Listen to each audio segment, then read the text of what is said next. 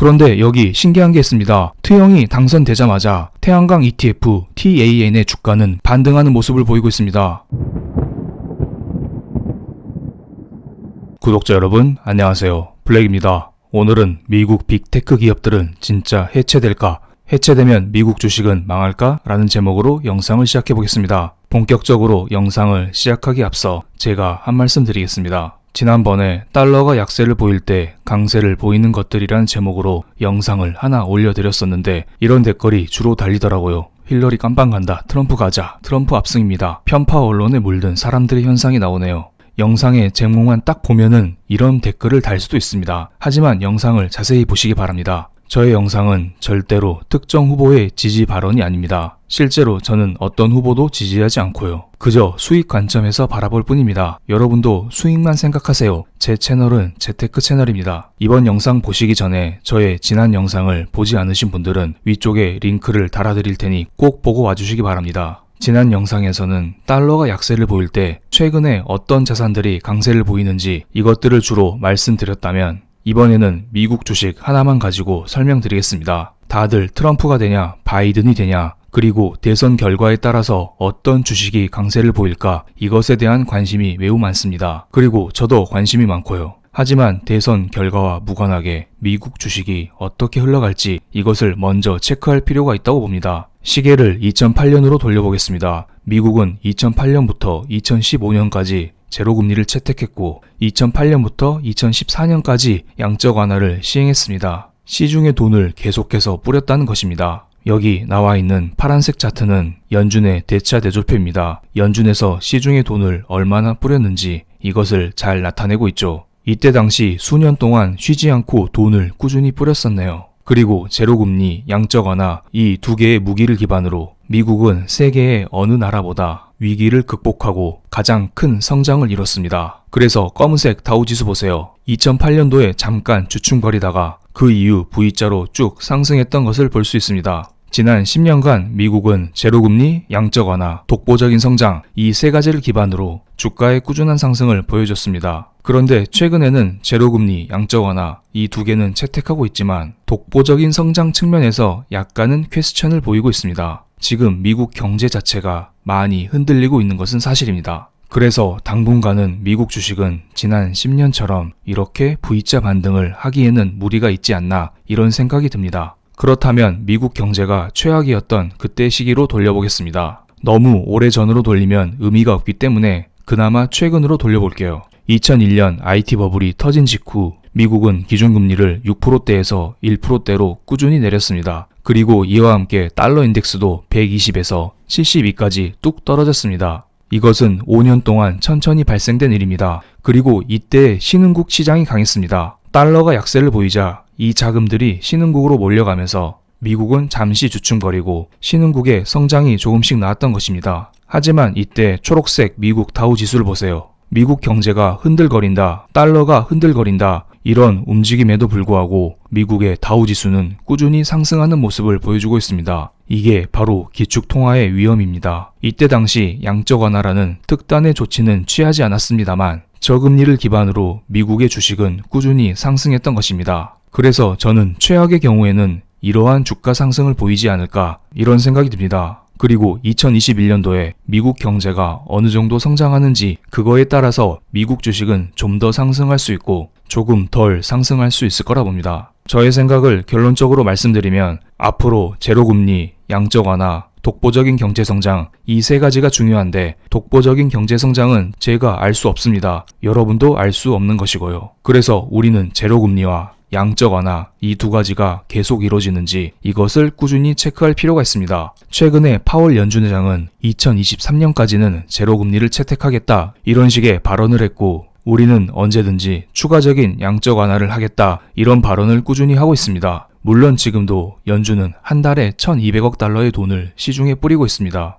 여기에서 말하고 있는 것은 추가적인 돈 뿌리기입니다. 어쨌든 제로금리와 양적 완화 이러한 두 가지 정책이 버티고 있는 한 미국 주식은 쉽사리 무너지지 않을 거라 봅니다. 그럼 지금 대선을 앞두고 있기 때문에 트럼프와 바이든의 당선 결과에 따른 미국 주식의 세부적인 섹터를 살펴보겠습니다. 트형은 지금 5G 인프라 정책을 추구하고 있습니다. 그리고 낮은 최저임금, 법인세 인하 등을 통해서 미국 빅테크 기업들을 키워주고 있습니다. 하지만 이에 반해 조 바이든은 신재생 에너지를 추구하고 있습니다. 그래서 일반적으로 트럼프이 당선이 되면은 미국 빅테크 기업들이 더 커진다. 바이든이 당선이 되면은 신재생 에너지 관련 섹터가 커진다. 이런 주장을 다들 하고 있습니다. 애플의 월봉 차트를 예시로 보면서 설명드리겠습니다. 실제로 트럼프이 당선된 이후에 애플의 주가는 바닥에서 꾸준히 상승하는 모습을 보여주고 있습니다. 그런데 최근에 조금 주춤거리고 있습니다. 어떤 사람들은 트럼프의 지지율이 떨어졌기 때문에 애플의 주가가 흔들리는 것이다. 이런 말을 하지만 실제로는 경기 부양책이 나오고 있지 않고 V자로 반등하던 미국의 경제 지표가 둔화되는 모습을 보이고 있기 때문에 애플을 비롯한 미국의 빅테크 기업들의 주가가 지지부진하는 것으로 보입니다. 그래서 저는 대통령과 무관하게 경기 부양책이 나오고 경제 지표가 다시 개선되는 모습만 보이면 미국 빅테크 기업들의 주가는 다시 예전처럼 상승할 수 있을 거라 봅니다. 중요한 것은 상승 각도의 문제겠죠. 그리고 어떤 사람들은 이런 말을 합니다. 바이든이 당선되면은 미국 빅테크 기업들을 다 해체시킨다고 했다. 그럼 이제 미국 빅테크 기업들은 다 망하는 거 아니야? 실제로 2020년 10월 6일 미 하원 소위원회에서 반독점 보고서를 발표했습니다. 이때 보고서의 분량만 거의 500페이지라고 합니다. 이것에 대한 KB증권의 좋은 레포트가 있어서 잠깐 참고하겠습니다. 실제로 민주당은 빅테크 기업들의 해체를 주장하고 있습니다. 그래서 바이든이 대선에서 승리하고 민주당이 상원을 장악할 경우에는 2021년 최대의 화두가 될 수도 있습니다.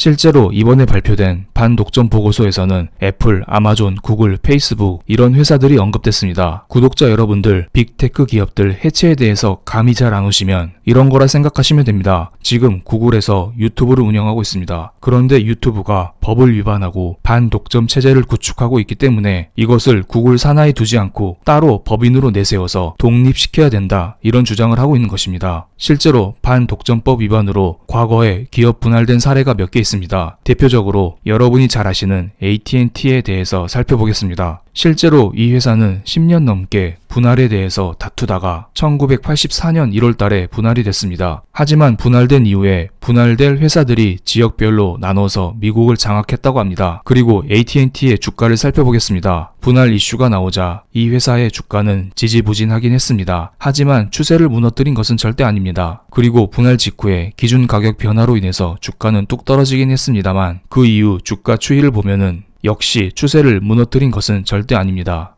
그래서 KB증권에서는 이렇게 말하고 있습니다. 실제로 분할이 될 가능성도 낮긴 낮지만 분할이 되더라도 주가의 추세 자체는 깨지 않을 거라고요. 그리고 이번에는 미래에셋 대우에서 나온 보고서를 하나 살펴보겠습니다. 미국의 빅테크 기업 분할은 권고 사항일 뿐 실제적으로 법적 구속력은 없다고 합니다. 만약에 이들이 독점으로 인해서 법적으로 위반되는 행위는 과징금 그리고 일부 시정 조치로 종결될 것으로 예상을 하고 있고 시장 지배력 남용 행위는 판단의 영역이라고 합니다. 그래서 장기 소송전으로 진행될 가능성이 크다고 하네요. 게다가 미국은 혁신적 기술로 점유율을 확대시킨 기업에 대해서는 독점 적용을 하고 있지 않다고 합니다. 실제로 지금 미국과 중국의 GDP의 격차는 계속 줄어들고 있습니다. 그리고 이러한 격차를 유지하고 있는 회사는 바로 미국의 빅테크 기업들이죠. 그런데 바이든이 미국 빅테크 기업들의 성장을 해치는 역할을 총대 들고 나설까요?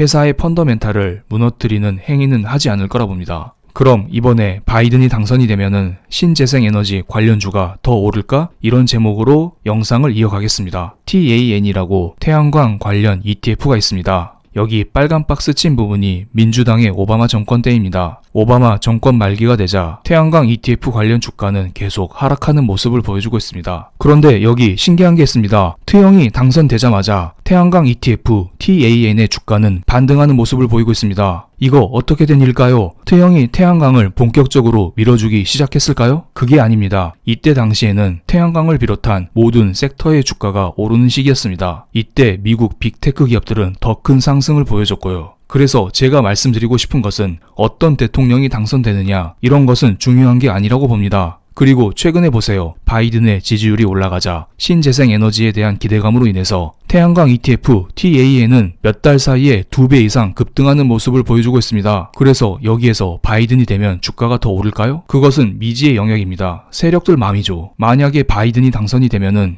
이제 이슈가 소멸됐어. 그렇기 때문에 주가는 다시 제자리로 돌아가야 돼. 다른 빅테크 기업들과 키맞추기를 해야 돼. 이런 식의 논리로 주가가 다시 제자리로 돌아갈 수 있습니다. 그리고 제자리는 아닐지어도 어느 정도 흔들림은 있을 거라 봅니다. 하지만 신재생 에너지 섹터를 장기적으로 보면은 나쁘지 않다고 봅니다. 지금 유럽에서는 차세대 동력 섹터로서 신재생 에너지를 추구하고 있습니다. 여기에서 말하고 있는 신재생 에너지는 태양광, 풍력을 비롯한 전기차, 수소차 이런 것까지 모두 포괄적으로 포함되는 내용입니다. 여기에 중국은 이례적인 발언을 했습니다. 2060년까지 탄소 중립을 달성하겠다고 하네요. 지금 중국은 제조업을 기반으로 성장을 꾸준히 이어가고 있죠. 중국이 이런 발언을 했다니 매우 놀라울 따름입니다. 2030년 이전에는 CO2 배출량 정점을 찍은 뒤 2060년 전에 탄소 중립을 달성하겠다 이런 발언을 했다고 합니다. 제가 볼 때에는 특정 후보의 당선과 무관하게 태양광, 풍력, 전기차, 수소차 이런 것들은 차세대 성장 동력으로 보입니다. 그럼 오늘 영상 여기에서 마치겠습니다. 감사합니다.